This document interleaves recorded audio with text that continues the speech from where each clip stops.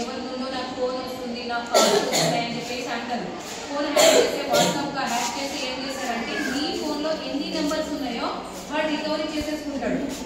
నీ ఫోన్లో నువ్వు ఎవరితో ఎక్కువ క్లోజ్గా అవుతుంటావు, మీ అన్నయ్య కావచ్చు, మీ ఫ్రెండ్ కావచ్చు, మీ ఫ్రెండ్ వాళ్ళ ఫ్రెండ్ కావచ్చు, మీ ఫ్రెండ్ వాళ్ళ అన్నయ్యలు కావచ్చు, మీ రిలేటివ్స్ కావచ్చు, వాళ్ళ నెంబర్స్ వాళ్ళు హ్యాక్ చేసుకుంటారు. చేసుకొని మీరు ఎగ్జాంపుల్ మీ ఫోన్లో మీకు ఒక కావాల్సిన ఒక ఫ్రెండ్ ఉన్నారనుకోండి, వాళ్ళ అన్నయ్య సంథింగ్ ఏదో చూడండి పేరు ఉంది అనుకోండి, ఆ పేరు వాడు హ్యాక్ చేసుకొని వాడి ప్రొఫైల్ వాడు సేవ్ చేసుకుంటాడు.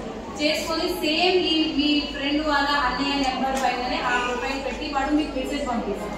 హాయ్ అని మెసేజ్ పంపిస్తాడు. మీరేమనుకుంటారు, ఫలానా నా ఫ్రెండ్ నేను వాళ్ళ అన్నయ్య నేను ఆ ప్రొఫైల్ కూడా ఉంది, నెంబర్ కూడా వాళ్ళదే ఉంది అని కంటిన్యూస్గా చాటింగ్ చేస్తాడు. చాటింగ్ చేసినప్పుడు వాడు ఏం చేస్తాడు, మంచిగా మాట్లాడతాడు.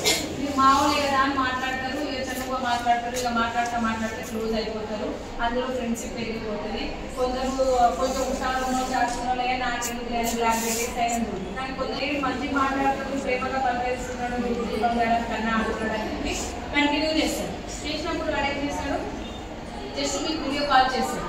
వీడియో కాల్ చేసేటప్పుడు నువ్వు డ్రెస్సింగ్లోనే ఉంటావు, కానీ ఆ వీడియో కాల్లో తీసుకున్న వీడియోని ఆ వీడియో క్లిప్కి వాడు వితౌట్ అసలు డ్రెస్ లేకుండా మార్కింగ్ చేసేస్తాడు. మార్కింగ్ చేసేసి తర్వాత బ్లాక్మెయిల్ చేయడం స్టార్ట్ చేస్తాడు. ఏం చేస్తాడంటే నీతో ఆల్రెడీ వాడు మార్కింగ్ చేసి ఒకసారి నీకు వీడియో సెండ్ చేస్తాడు.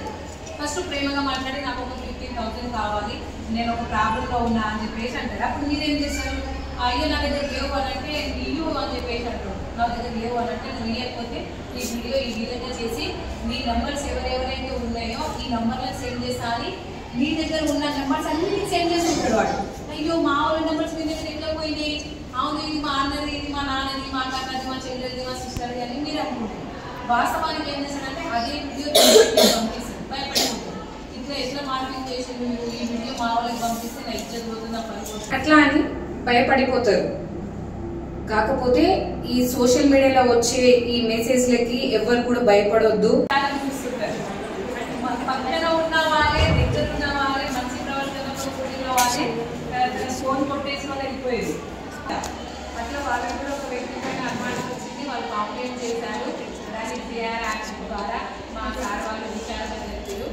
వాళ్ళ దగ్గర ఉదయం లొకేషన్ తెలిసింది. వాళ్ళు వేరే సిమ్ వేసి దాంట్లో యూజ్ చేయగానే ఎవరైతే సిమ్ చేశారో ఆ సిమ్ ఎవరి పేరు పైన ఉందో అది విత్ వాళ్ళ అడ్రస్తో సహా పేరుతో సహా సార్కి సంతోష్ సార్కి మెసేజ్ వస్తుంది. మెసేజ్ వచ్చినప్పుడు ఎవరైతే కంప్లైంట్ ఇచ్చారో వాళ్ళకి సార్ మీ ఫోన్ వాళ్ళ దగ్గర ఉంది అని చెప్పేసి లొకేషన్ వచ్చి ఒక మెసేజ్ వస్తుంది, అందులో ఓటీపీ చెప్తే నేను ఆ ఫోన్ రికవరీ చేస్తా అని చెప్పేసి అంటారు. అన్నప్పుడు మీకు చెప్పారు. చెప్పినప్పుడు ఆ ఫోన్ తీసుకొని వచ్చి రికవరీ తీసుకొని వచ్చారు.